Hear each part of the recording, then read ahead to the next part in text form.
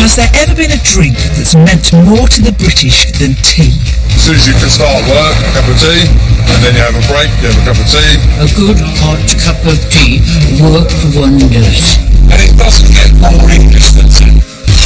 But tea's not English. It's not even British. We've seen that we had to travel halfway across the globe to get hold of Camellia sinensis. We had to wage wars and smuggle drugs and find a country where we could grow it, all for the sake of getting our daily cuppa. Probably led us to rule the world. Now I want to find out why. To be without tea was to be without lifeline, you know. How has it come to mean so much to us, this little exotic leaf? It can console you, there's the warmth and the ritual, and you can share it. Tea is a social drink. You make a cup of coffee. You make a pot of tea. Why has our nation been so obsessed with tea for so long? One day I decided to try to have a complete day without tea, and I was quite shaken. I was quite disturbed. And why can nobody else in the world make tea properly? Have you tasted the tea in America? Terrible. What I'm trying to find out is why we in particular have such a bizarre relationship with it. Why do we feel the need to advertise it with chimps in bowler hats, use the dregs to read our fortunes, and why do we have this persistent belief that it was the tea leaf that won us the war? Anyway, come with me, people, and we will find out.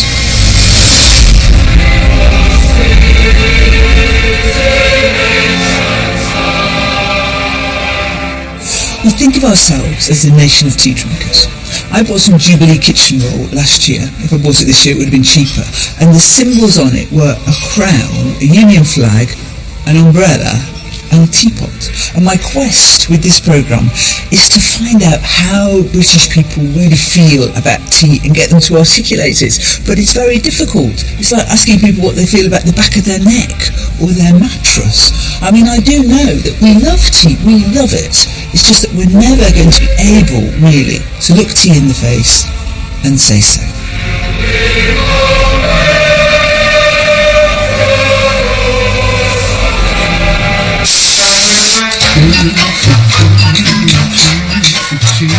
Like a reliable, dull old partner, tea is always there, hovering in the background. Tea helps any social occasion, like my date with reclusive and seldom seen Graham Norton.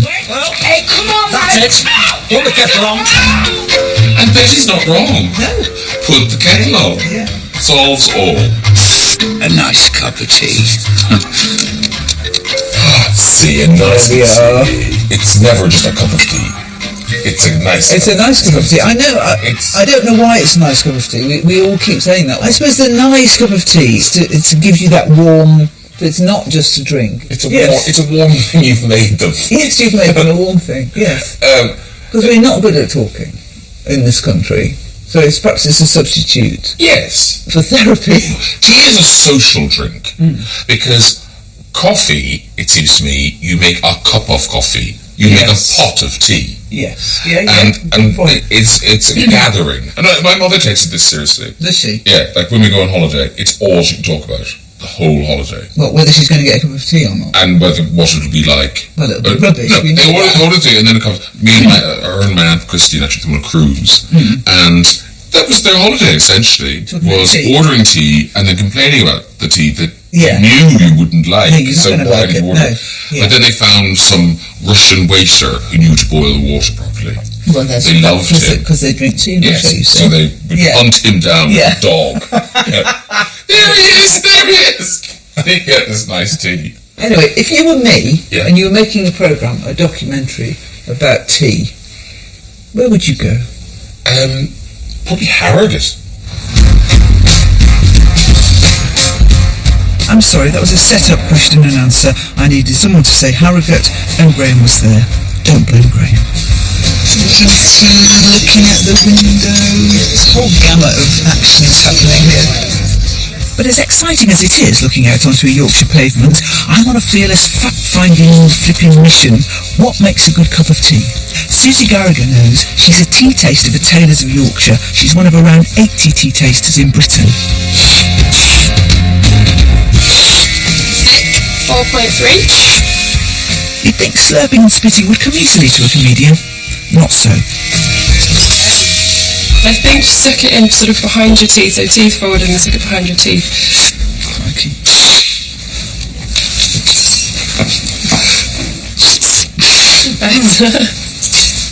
Something's inhibiting me.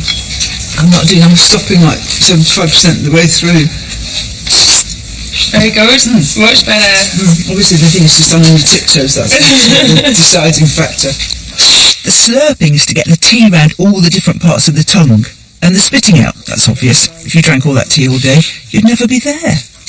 You're a heck of a spitter. Not the most glamorous jobs I know. There's a whole tea tasting vocabulary, just like in comedy. They have descriptions like malty, brisk, kelpie, whereas in comedy we have not funny. That was a good slur. I would call that bouncy. That's bouncy, there's a new tea terminology, great. Susie has to be able to accurately describe each flavour.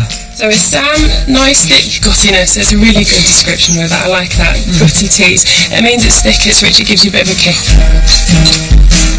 The tea most of us drink in the UK is a blend of tea from lots of different teas from lots of different countries. Kenya, India. And it's Susie's job to choose from all those different flavours, which vary from harvest to harvest. So each new blend gives us the old taste we expect. Tea is indigenous from China, but it now grows in over 40 different countries, and that's great for us because all those different countries have different qualities that we blend together. All the tea Susie tastes will be made from a standardised ratio of tea to water and milk. We don't need to bother with that in our own homes, or even get dressed, but she does have one handy tip. Freshly boiled water, and this is really important for when you're drinking tea at home as well, because freshly boiled water has the right amount of oxygen in the water. If you overboil the water, no oxygen. Exactly, and you're going to get a really flat tasting cup of tea.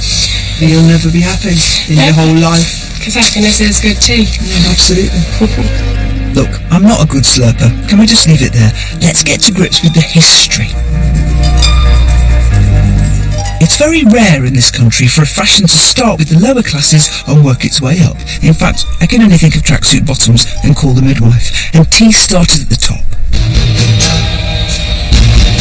It took a posh foreigner to kick off the whole addiction. It was Catherine de Braganza who came over from Portugal in 1662 to marry Charles II. She already had the tea drinking habit. She brought with her a tea caddy, and instantly tea was all the go with the upper classes. We're very free and easy with tea now. Any old pleb can drink it, but back then it was the preserve of the super rich.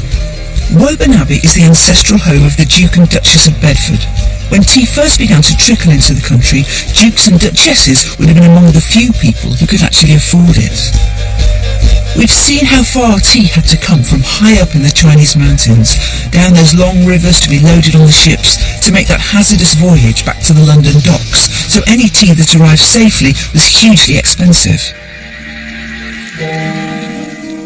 So this is the oldest receipt they have in the house for tea, and this is from 1685, and they spent 24 shillings on a pound of tea, which is approximately the equivalent of £100. So they're spending £100 on £1 pound of tea, which just shows you that would have been way out of most people's league and ability to pay.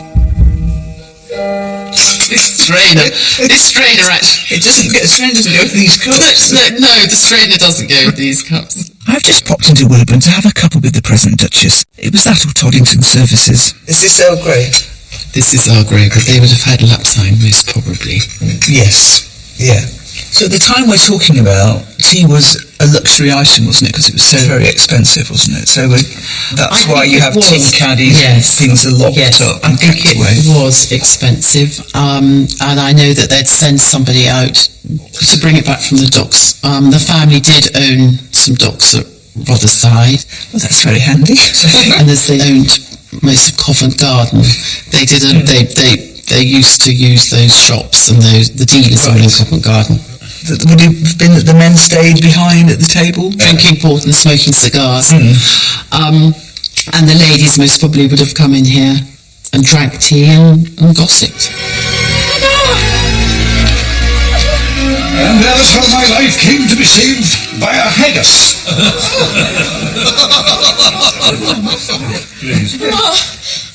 and soon every novel had a tea table scene. Jane Austen, the Brontes, they could all use the tea table as a setting for revelations and high drama. And pray take care of your nose, my dear. Prefer not to find a septum amongst the teeth. And unlike horse riding or fencing, drinking tea for an actor requires no special training. In the 19th century, the 7th Duchess of Bedford, Anna Maria, had a very significant part to play in our tea story, which I will come to shortly, but for now, have a look at her very upmarket lunchbox. This is a travelling tea service that Anna Maria would have travelled with. So she could always be sure of having her own tea, her own tea cups. Yes, we'll have a look at her.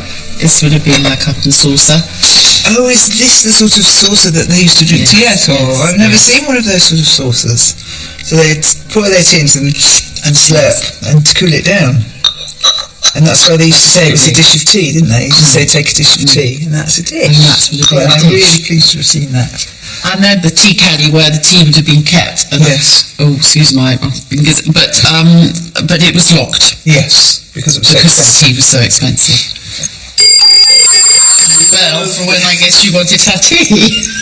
Or some more tea. I feel like I'm on the Antiques Roadshow. Yeah, so do I. I couldn't put a value on it. We didn't take any persuading to take up the tea habit. There was no hanging back like there was with olive oil or pesto.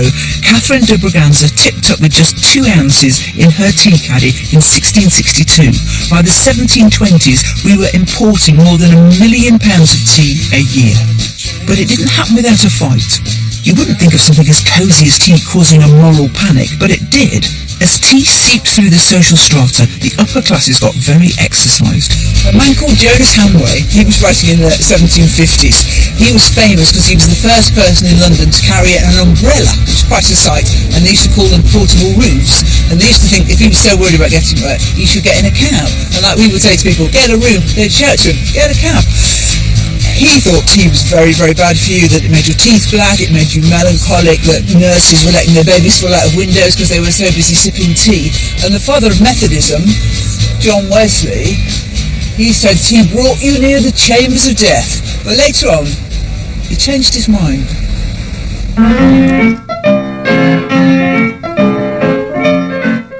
What Wesley realised was that you couldn't make much of a case for the dangers of tea when there were huge social problems caused by the drinking of beer and cheap gin. It was the drunks you had to watch out for with the baby dropping, not the tea drinkers.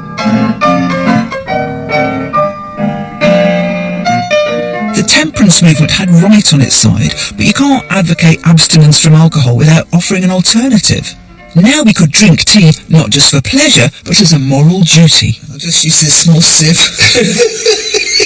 The elegance of your tea table is like woven all over again. Yeah. Food historian and tea lover Clarissa Dixon Wright is living proof of tea's sobering influence. So why were people such a lather about tea? Why were they so exercised about it? Because it was the latest fashionable thing, and therefore should be reserved for the rich and the gentry and whatever. Yes. And then, of course, I mean, it went on to be the saving of the nation. And certainly, by Victoria, the Warrior era, everybody was drinking tea, and they were drinking it in the factories, and it probably led us to rule the world. You drink a lot of tea yourself? I drink quite a lot of tea. What sort do you like? Assam in the morning, and then in the afternoon I like either Darjeeling or some afternoon blend.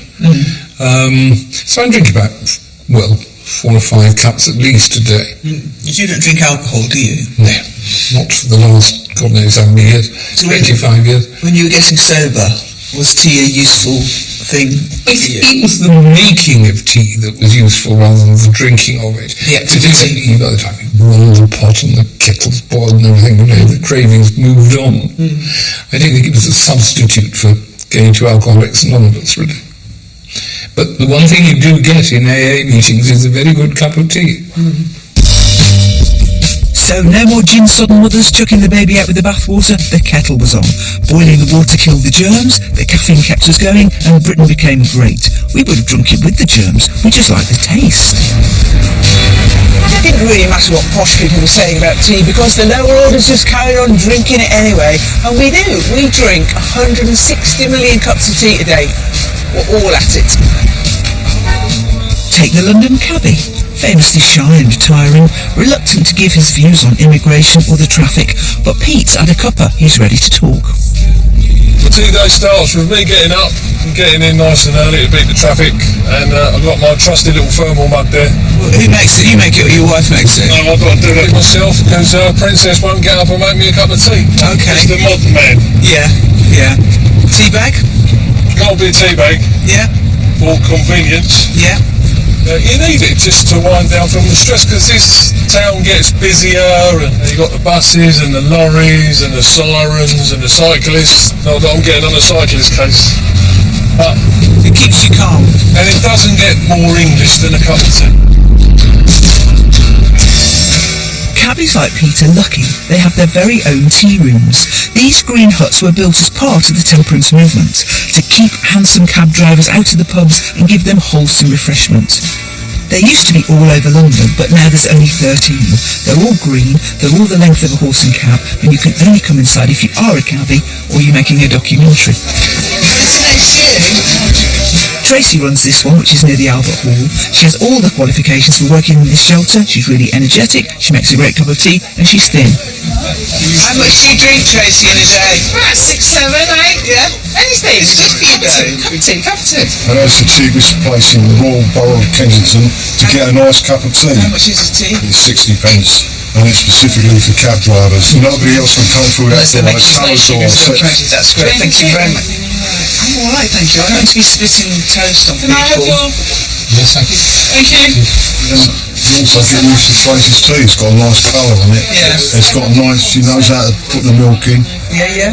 You know what I mean? It's personal service. If I don't have one first thing in the morning, I'll get a migraine. I won't be able to function at all. Tea was keeping the horse and cab facing the right way, but all the workers were using the sugar and caffeine in tea to get them through the working day. There's red robe tea in China, silver tips in Darjeeling. What do we have? Builders. It doesn't even get the qualification of tea. It's just builders. Okay. Take me up the scaffolding. For most people, builders mean strong tea with milk and sugar. We don't have the most sophisticated palates in this country, and I think tea would never have taken off in the way it did if we hadn't been able to add fat and sugar. Paul, do you drink tea? I do, yeah. What tea do you drink? 3D6. Leave it on. Do you think of that as builder's tea? Yeah. Strong cup of tea, 2 sugars. All I say is it's a long day without a cup of tea, isn't it? It's a very long day without a cup of tea. I'm supposed to say the words herbal tea to you. I've tasted it. And? I didn't like it. Work ended when the hooter went, but the tea drinking carried on. Tea had soaked right into our social life. Even people from Lancashire had found a way to have fun with tea. I know.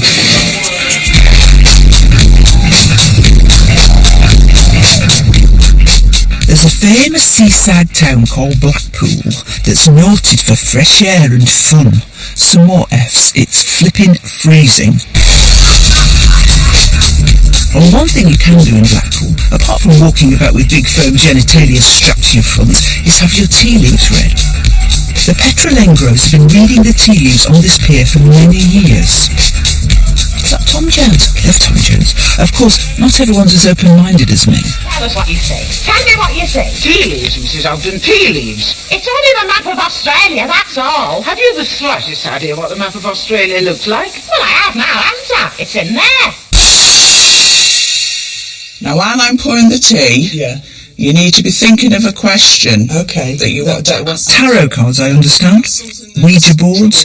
But getting hard info from a wet leaf clinging to the side of a teacup, well, call me an agnostic. Now, swirl it round 3 times. 2, 3. Right, now pour it onto the saucer. Pour the tea onto the saucer? Yeah. That's it. And then we have to see what we're left with. Right. Now then. When you're reading tea leaves, you have the handle on the left-hand side. Mm-hmm. That bit there, the front, that's your future. The back is your past. I can see a musical note now. if you look there, can you see? It's like going down and round at the back. You can't really see it, but then I'm not psychic. So. It's going down there, and then it's sort of coming round. Now, to me, that'd be a musical note. Yeah. Now, that's in your past. Yeah. So that means, of course, you're a very musical person, and you're a very creative person. At the side of it, there's a little triangle. A little triangle? Now, to me, that's saying a Toblerone is going to come into my life, or my car might break down. You're thinking of living near water? Well, that's going to be good for you, because water, it helps you connect with yourself spiritually, and it'll give you inner peace. At the side here, I'm seeing, it looks like a wagon, and I can see marriage for you. Can you? Oh, yes. I don't there is a wagon there. A wagon? Yeah, a wagon. A marriage wagon? Is a sign of marriage. Is it? But you won't end your days alone. Thank you. Anyway, moving swiftly on from the contemplation of my last days, though if this rite should unexpectedly malfunction, I will end my days alone, as I'm one of the few people ever to be allowed under teacups all by themselves. Tea is an aid to meditation and a very calming ritual for the Chinese. But we don't bother with that. We can meditate when we want to, just look through any laundrette window, but for us, tea breaks the ice, it brings us together, it even gets us up on the dance floor. A craze for tea dances arrived in Britain with the tango in 1912, and though the smart set moved on in the 20s to cocktails, the Tower Ballroom stayed loyal to the tea dance, and nearly 100 years later you can still come here and have a twirl and a cuppa and marvel at Phil Kelsall's mighty organ.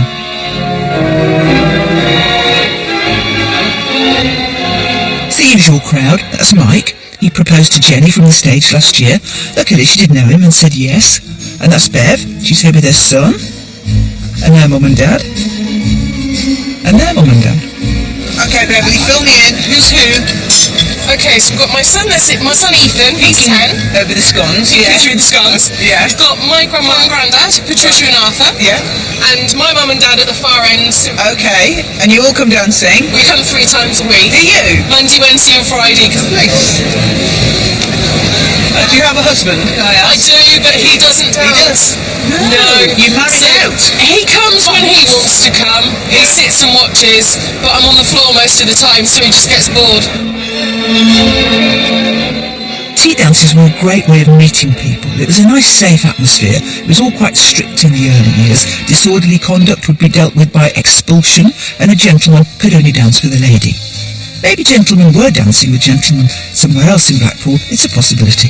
But in the Tower Ballroom, the girls could pick and choose. Tony started coming here when he was on leave from the army. When I started going to tea dances, there were a lot of girls free looking for men to have a dance with. They weren't interested in anything else. It was purely simply for pleasure and social. I bet you've got Tony in the builders with 2 sugars bracket. You're so wrong. What tea do you drink? This is cranberry tea. Herb tea? Yeah, this will be rather hot. Okay. Cranberry hot tea? Yeah. So do you drink this all day long, Tony? I have about 4 or 5 cups of... Just keep talking, yeah, you did. I warned you. I may never sing again, but maybe that's probably not a bad thing. No, I have it about 4 or 5 times a day. Do you drink ordinary tea as well? Occasionally, but you really like this? It's better, yeah. Well, it keeps me going anyway. Good to know. Yeah. Tea dances took a bit of a dip in popularity in the 60s and 70s. I, for one, was distracted by Treetop Squash and Angel Delight. But they've had a resurgence in the last few years, as has another old tradition.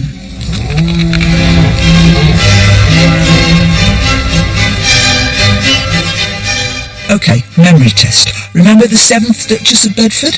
Anna Maria? She of the velvet-lined travelling tea case? Well, one afternoon in 1841, it seemed to her to be a very long time till dinner. she got this rather sinking feeling around about 5 o'clock in the afternoon. Oh, we all get that. Yes. And so started the tradition of afternoon tea. So before that, people struggled to get from lunchtime to dinner Well, I time. think maybe they did, and tea was generally drunk after dinner. So do you think when she had her sinking feeling and had to have a piece of bread and butter and a cup of tea, do you think she realised she was starting this enormous trend? I doubt very much she did. Just wanted a cup of tea, really, didn't she? She wasn't to know it was going to spread out to the world. The craze for afternoon tea would soon sweep Britain.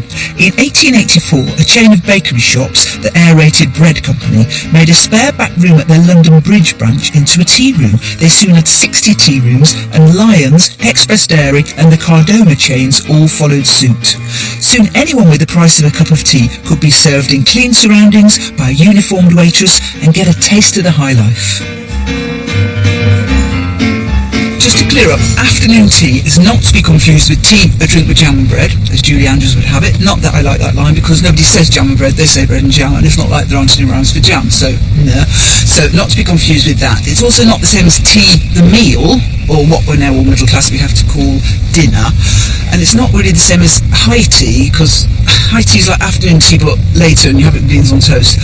Oh look, I'll show you.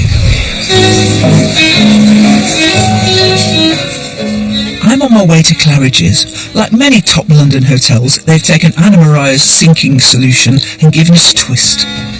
Afternoon tea here starts at 40 quid, more with champagne, and there's a waiting list of months.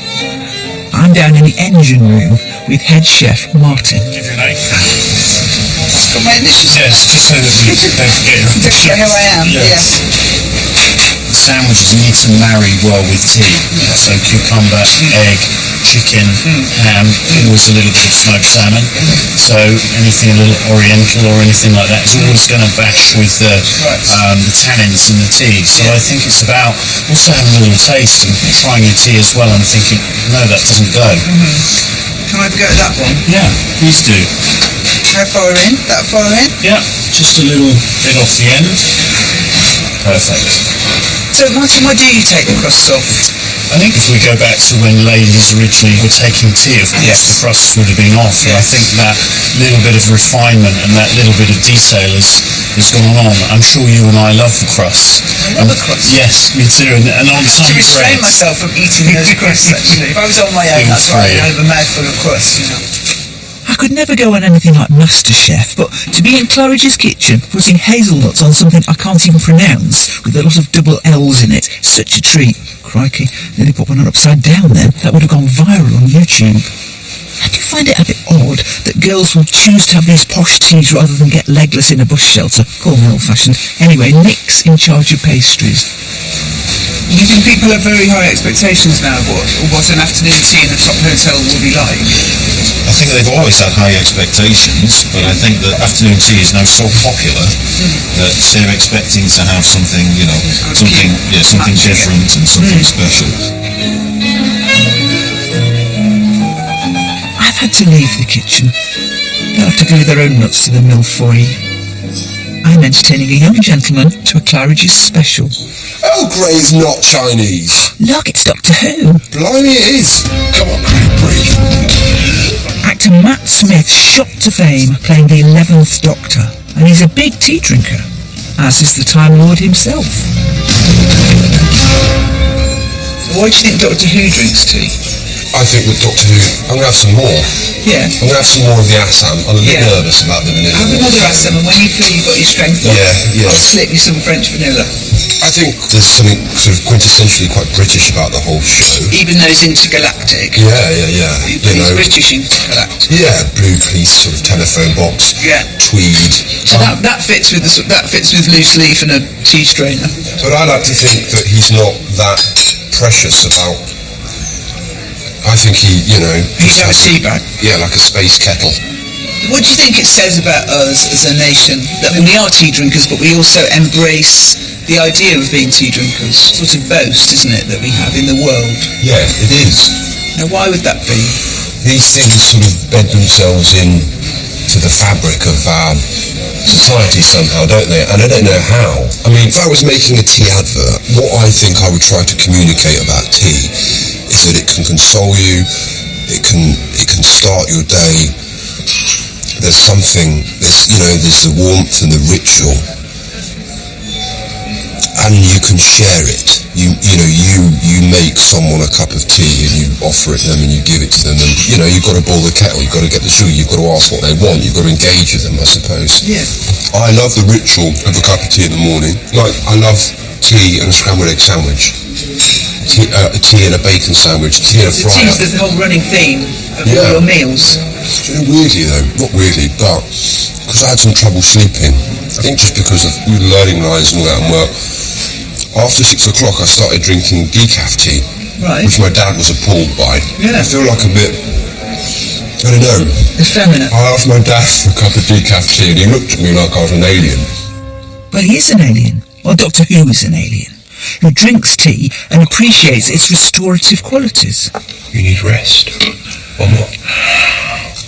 I think he's often at his most interesting when he's doing things that are relatively human and normal, because it highlights that he's an alien somehow. Yes. And so I think there's something wonderful about an alien enjoying tea. Maybe you've had enough coffee now. How about some nice, calming tea? Let's get you a cup of chamomile or something, shall we? Amy. The tea, the tweed, the bow tie, they make him more intriguing, but their doctor is still the star of the show. In my perfect world, the tea is the star. This isn't about you. We are giving the people a cup of tea. We are giving them a pink wafer biscuit. We are giving them a sausage. It's the tea or she won't boil. Bring her over to the socket. 2 tables. Go into the kitchen, slowly. They're going to turn her off. What we forget is that once upon a time, tea had a sort of celebrity status. Back in the 19th century, it was still something exotic and, yes, alien, and we had to go to the ends of the earth to get it. That's where those beautiful clippers came in, racing each other all the way back from China. The arrival of tea wasn't just a grocery delivery, it was an event. You think of all these wonderful ships racing around the Cape of Good Hope to get back to London to be the first with the tea, and people following these tea races in the paper. There was lots of publicity and lots of glamour about tea. It was an exotic product from a country hardly any of us knew about, and historian Amanda Vickery says the fact that it could get to us so quickly added to its appeal. What the Cutty Sark is all about is a sort of glamour that perhaps older viewers might associate with the Aeneasian line, this sort of idea of these kind of... Yes, right. I found it... People who are in at home. I found it glamorous. Catches touring. Yeah. But... So it's more this idea of speed and that you could bring back the tea harvest so quickly. It captures the public imagination. The golden age of the tea clippers didn't last long. The Cutty Sark only made a handful of tea-bearing trips before it was seen off by the steamship and the Suez Canal. And by that time we started growing our own tea on British soil, by which I mean Indian soil, and it was becoming a mass-market drink. The Cutty Sark is associated with this kind of changeover from Chinese tea to black tea, from Assam in particular.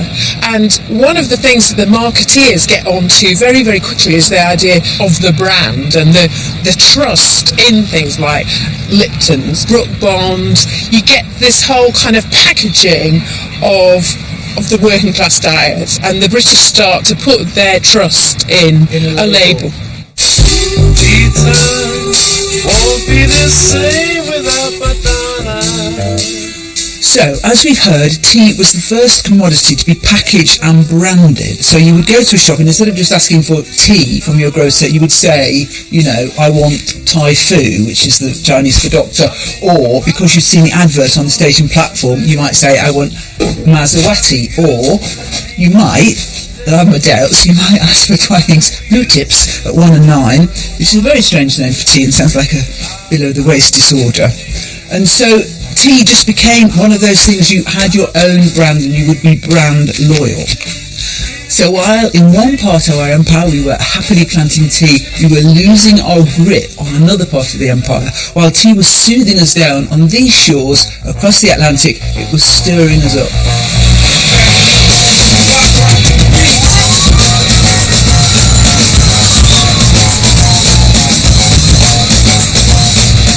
Tea's a funny old drink. It's given us the teas made and the tea cosy. It's got this dramatically blood-stained history. We never really think about it, but it's taken us to war, it's underwritten the empire, and it's even sparked a revolution.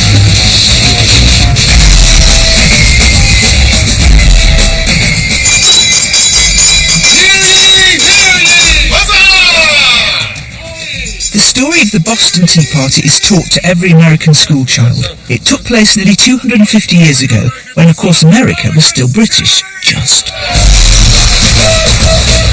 In the winter of 1773, 3 ships belonging to the East India Company sailed into Boston Harbour, loaded with tea. And that would spark one of the most iconic events in world history. Of course, the events of that December night in 1773 were really about tax rather than tea. Americans liked tea, they drank lots of tea. What they didn't like was the threepenny tax on every pound imposed on them by the British government. And so it was here, in the Old South Meeting House, that nearly 7,000 angry Bostonians gathered, determined to stop the tea landing. No taxation without representation was their battle cry. And as historian Benjamin Karp explains, as the meeting broke up, it all kicked off. Okay, so there's a big angry crowd here. There's 3 ships in the harbour. So everybody just hightails it down to the harbour and jumps onto the ships? Yeah, I mean, well, a huge crowd goes down to watch. And then there was a select group, maybe 100, maybe 150 men, who start swarming over the decks of these 3 ships, and they take these hundreds of crates of tea, and they chop them open and dump it all into Boston Harbour. Dump the tea into the sea! Dump the tea into the sea! And now, of course, the battle cry is no insurrection without a reconstruction. This is the Boston Tea Party Museum, and I think I'm going to have to pretend to throw pretend tea into the harbour in a minute. No, my friends, these are not mere teachers, no. These represent something far greater. These represent a tyrant across the seas who would tell us how to lead our futures.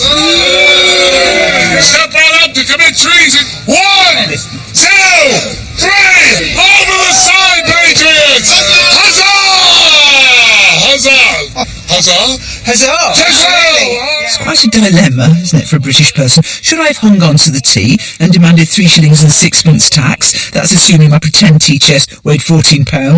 Not that I'm taking this too seriously. That was a very difficult situation for me. I wanted to join in as part of the reconstruction. Felt I was, condoning the oppression of the American people. But didn't know whether to throw it in or not. I'm actually depressed now. I think I've played it all wrong. Luckily, I was only depressed for 7 seconds, because then I remembered there was a gift shop. 3 years after the tea hit the water, the Americans inexplicably embarked on the War of Independence, and within 10 years they were no longer British, and that's the end of my interest in them. They were obviously spoiling for a fight. The tea was just an excuse, but I wonder if it all could have started over something else. It might have been something else, but the thing about tea is that tea was so important to Americans. I mean, the Americans all want to be like Britons in the 1770s. They really loved tea, they loved what it signified, and so it was the fact that Americans loved tea so much that made this such a significant event. Yeah, I'm up at Brooklyn, down there in Tribeca, right next to the Narrow, but I'll be good forever, under the Sinatra, and since I made it here, I can make it anywhere, yeah, they love me everywhere, I used to cop it home. There was no going back after the Tea Party. You think of old American movies, the waitress in the diner coming around with a coffee pot, Friends, Frasier. It's coffee all the way. Actually, that's not true. Americans drink loads of tea. They're the 6th biggest consumers of tea in the world. They drink 65 billion cups a year. Just don't need to know about it.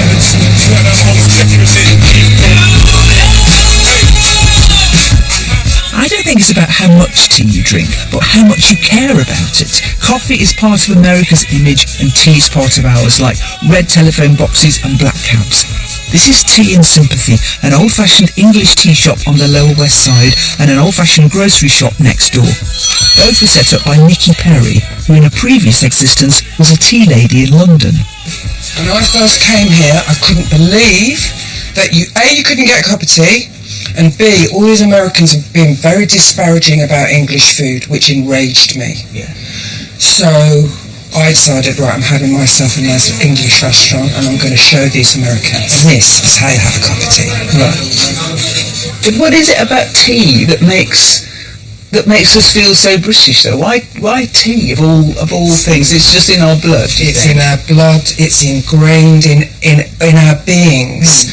I mean, what is it when you go to somebody's house? The first thing that happens in England is the kettle goes on. Yeah. Well, I have to tell you, I've had people in here looking at teapots. Can you put this in the microwave? I'm like, you going to put a teapot in the microwave? Yeah. I'm like, I'm not selling you a teapot. I'm just not. I've got a whole list on my tea list of how to make the tea American. Yes. Yeah. Good quality tea, freshly drawn water. Yeah, we knew that. Warm the pot, we knew that. 1 teaspoon of tea, 1 for the pot. Yeah. Leave for 2 to 6 minutes. You got it all here. Yeah.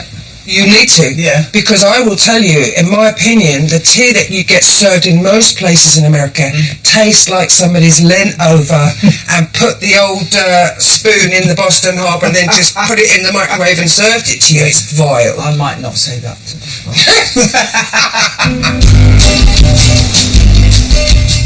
While I'm over here, I'm going to meet someone for a cuppa, and I'm very late. I don't like to be late, and I'm actually 22 years late. I was doing a season of stand-up in London in 1990, and I had a letter from Morrissey inviting me for a cup of tea. Anyway, I couldn't go. To make amends, I brought him a tea cosy knitted by my friend Nora. I've seen Morrissey on a documentary having tea with Nancy Sinatra, and he has a plain white teapot. It's a black and white tea cosy, so it's going to look great. Oh. This is your own teapot? This is mine. This travels with me. I bought it in Rome, but it's Parisian. What sort of tea is this that we're drinking?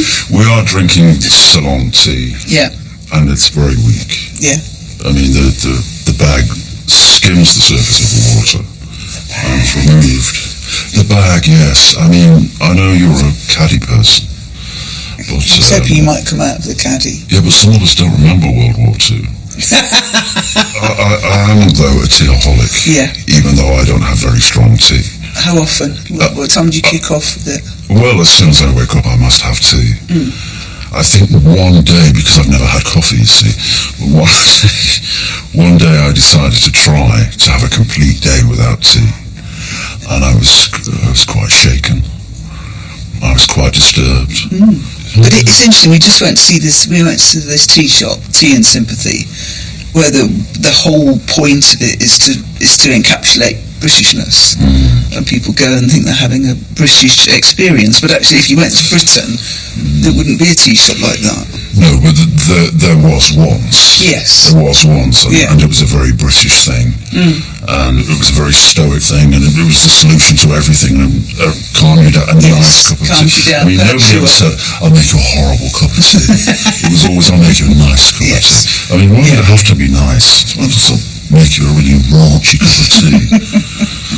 So I think it was very British and part of the British resolve, and the reason why Hitler really couldn't get us was because of tea and nothing else. No, but that's so strange, isn't it, when you think it's just a hot drink. I mean, why not cocoa? Why not coffee? Why not cocoa? There's bound to be a reason.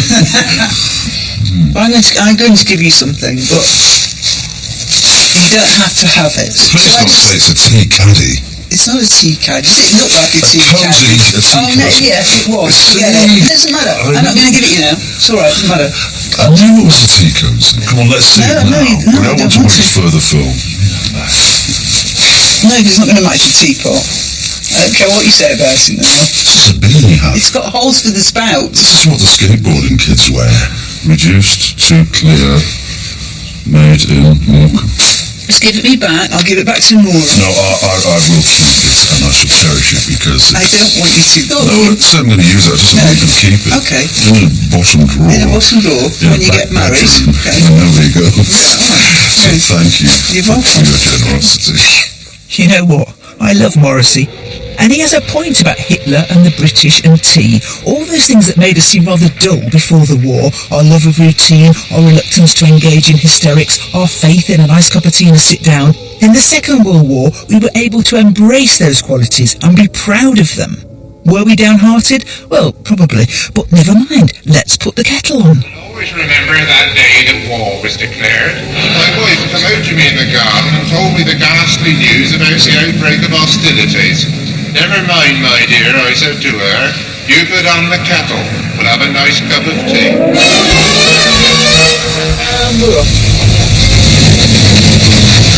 Put them tight, everybody. I've been let loose in a rainstorm, driving a naffy van near Priceless Aircraft. I've come to talk to some men and women who, unlike myself, thank you Morrissey, do remember the war. Jeremy Clarkson. Okay, yay. Tea was so important to morale in the war that stocks were dispersed around the country to protect them from attack, and hot tea was doled out from vans like this one. This is one of only 5 surviving nappy vans, and they went everywhere, and they were even at Dunkirk. Tea fortified the troops on the front line, and it was there for the Blitz victims on the home front. Tea expert Henrietta Lovell recently did a special blend for the Royal Air Force, and she's going to help me recreate some genuine naffy tea. It was absolutely important to national morale. We couldn't get through the war without tea. In fact, it was so important the government took over supply. So the 3 things that we needed to get through the war were food, fuel and tea, and they were all rations. Churchill knew the value of tea. They say he called it more important than ammunition. But with everything in short supply, we were going to have to improvise. If they didn't have anything, you used one of these. You didn't have anything. You didn't have a bed one, was it? Of course you had a silk stocking. You might have, wouldn't you probably used a brand new one, but you might have used an old one that you had. So that was original. You had to sleep with somebody to get it, so it does make the tea making process a little bit longer. Because of sexual intercourse having to happen first. Anyway. Or you took a piece of muslin. Yeah. Then you take some naffy tea with feed like this. So that's a smaller, more industrial grade. And then we make a tea bag, which we're going to pop in. And then you want to make as much room as possible so that the tea can unfurl a little bit. You don't want to do it tightly like that. No. So I need your help with some string. Yeah, I'm here. That's my finger. Oh, sorry. So it's the first time you had tea urns, and did you have tea urns in the First World War? Yeah, absolutely. We're British, we can't get through life without tea. It wasn't just the naffy, of course. The WVS, the Red Cross, even Gracie Fields chipped in to keep Britain topped up with tannin. I'm smooshing it about a bit. Oh my god, look at all the lovely dark colours coming off straight away. Looks like tea. It smells like tea. It's yeah, gone out of no, that's practically purple. When I made this for some pilots, they were using their big pens. Of course they were. This tastes like you know the RAF man often had a moustache.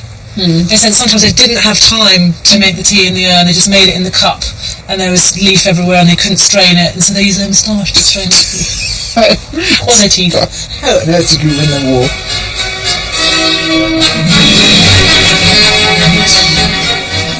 It's probably not easy for the current generation of Facebooking smoothie sippers to get what tea meant to people fighting that war. For RAF pilots like Harry Mottershead, it was crucial. Oh, it played a big part, let me tell you. To be without tea was to be without life, flying, you know. Tea warmed up the sailors who were manning the Atlantic convoys, like Ray Ashby. Tea was pretty strong. I mean, the spoon would stand up in the tin, it was that thick, you know, sometimes, or, you know, metaphorically speaking.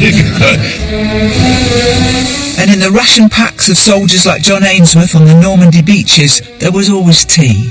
Tea is essential, and tea is also a great comfort when you're in stress and you feel as though things are not going your way. You get a nice cup of tea, it helps you to calm down, and I'll never change. Not now, I'm 91.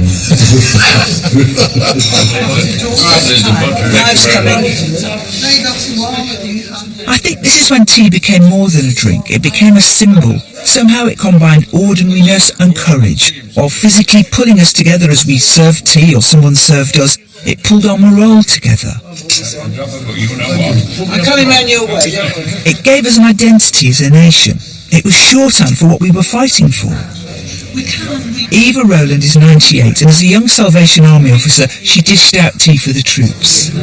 I saw more military men than I ever thought existed. Where were you? I was stationed in Portland with the Royal Navy, and that was the finest experience of my life. Really?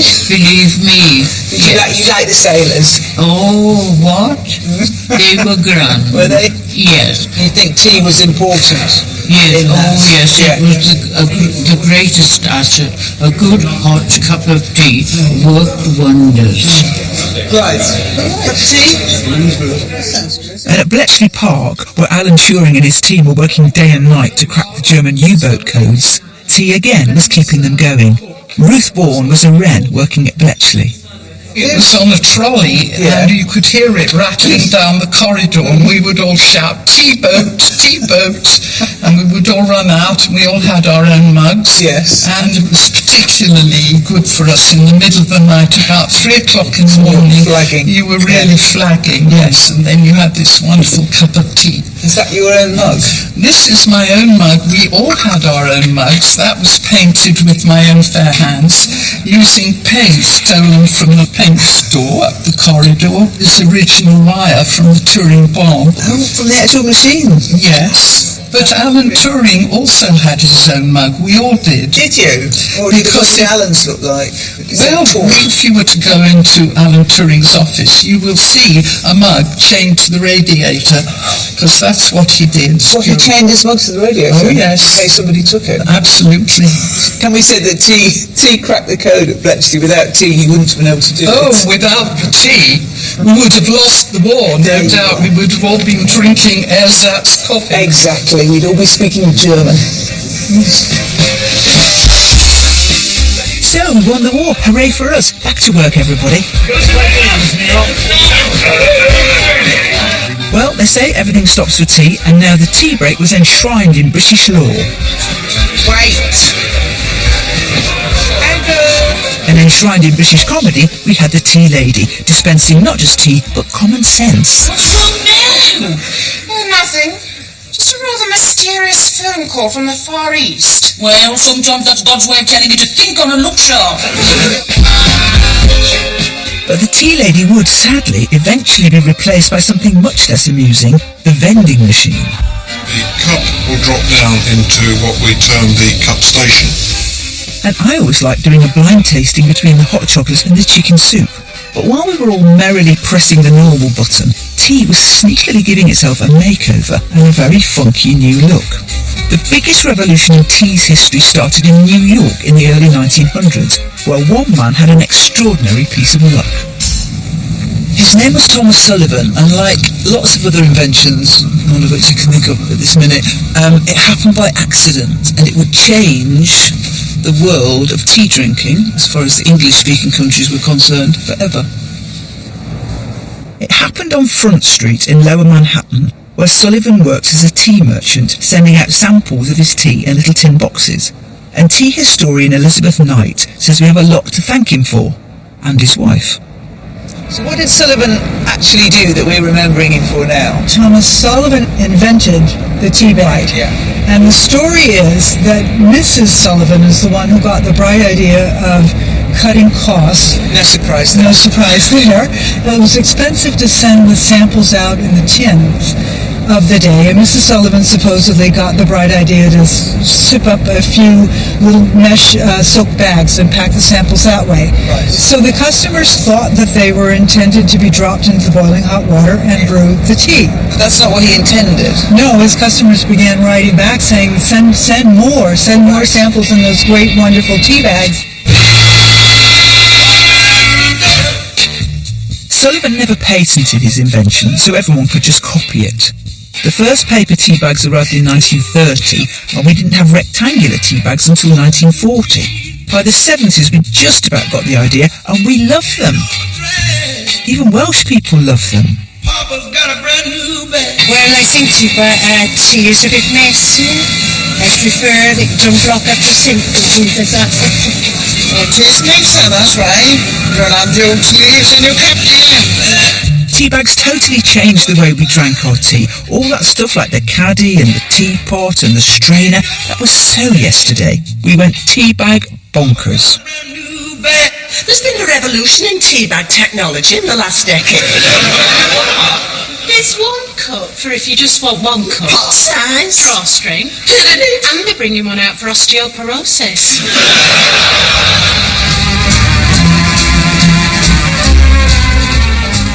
Today, 9.5 out of every 10 cups we drink comes from a bag. And the rise of the tea bag coincided with the rise of another British addiction, television. Commercial television began broadcasting in 1955 and viewers were introduced to the ad break, that 2-minute opportunity to put the kettle on.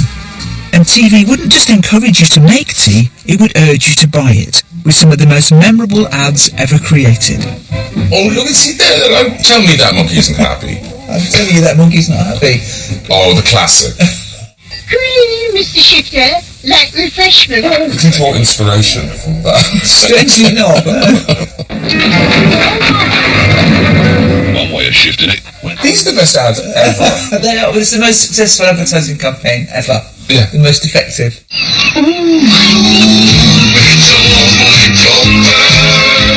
They made that chimpanzee look like Sue Pollard.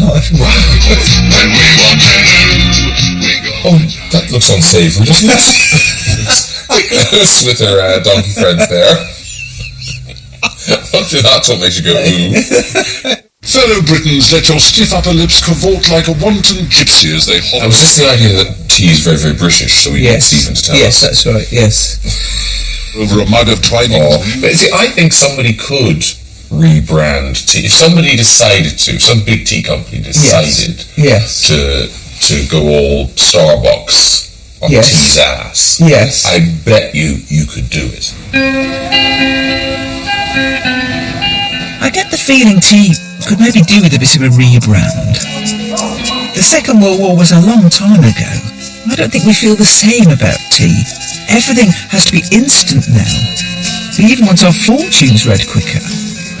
But to make the tea, you've got to sit down and drink tea with people. Yeah. Which, when you're trying to earn money, you really can't bother sitting down drinking tea with people. If builders don't drink builders, the rot really has set in. If I'm cold, I might have a cup of tea in the morning, but I'm not one to drink like 10 cups during the day.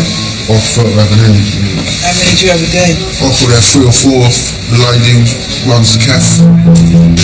And we all know, because we're all doing it, what else we're drinking. I noticed that the big corporations have come in and took over. I'm not going to mention the name, but the Big Bean. Yeah. The Big Bean is out there. The guilty bean. A lot of the little greasy spoons in it have disappeared, and I think we've lost some, which is a shame. I have felt, making this programme, that there's a nostalgia about tea. Really as if its glory days are over. As if, as young people say, it's not with it. The reality is at the moment, tea is in a fairly long-term decline. Over the last 10 years, the overall consumption of tea has gone down by about 14.5%. So this is the challenge for the ad men. Tea drinkers are getting older and you can't use chimps. Discuss. Alistair Owen at Dare works on the prestigious Tetley's account. And as soon as he's done his presentation, his mum says he has to do his homework. And then the other thing is coffee shops having a huge influence. You only have to look at something like that frozen grasshopper mocha to realise quite how diverse the coffee field is now.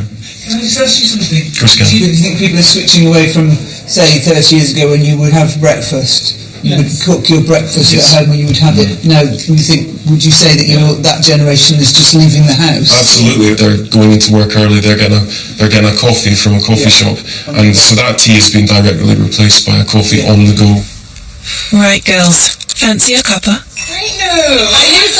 The latest Tetley campaign is stressing the pleasures of sharing a cuppa with your real living friends as opposed to just connecting with people online. And in a celebrity-led culture, as I believe we have now, the hunt is on for a real-life tea-drinking role model, like Lady Gaga. I suppose what we really need in this country is the new Gracie Fields. My name's Ria. I drink a lot of tea. I'm Andrew. I have about 1 or 2 cups of tea a week. I'm Jenny. 2 cups of tea a week? No wonder our wars last so long these days. You may not recognise them by this point in the programme, but these are young people. This is a focus group to find out what they think about tea, or if they think about tea. Do you think there's any way that you could do with tea what they have done with coffee? Personally, I think what they need to do is make tea cool. If it's embraced by somebody that you really love, would that make a difference? Someone did a massive campaign that was very different, and Lady Gaga, I think, is an example of that. Yes. I think it would change my attitude towards that. Yeah. What do you think it is? No offence to Lady Gaga, but surely tea can manage without her. I think it's still got a surprise or two up its sleeves.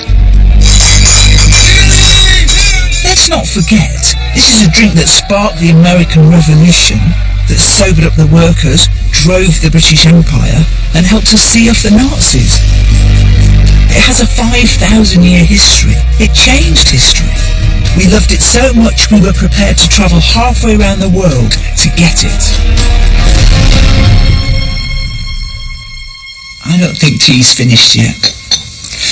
If a terrible iced bun you can buy for £20 at a school fair can reinvent itself as a £4 cupcake, then surely a brilliant living plant like tea can keep its place in our lives. I mean, I don't know as what, maybe as a gel that you rub on, or we're going to have it implanted under our skin like a contraceptive, or maybe, more likely, we'll all be too poor to afford these fancy coffees and we'll all end up back round the kitchen table making our own beverages.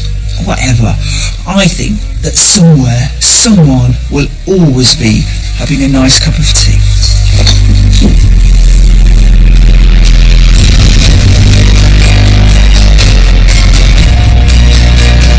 News of a special Question Time follows in just a moment here on BBC One, while over on BBC Three it's Lee Nelson's Well, Funny People.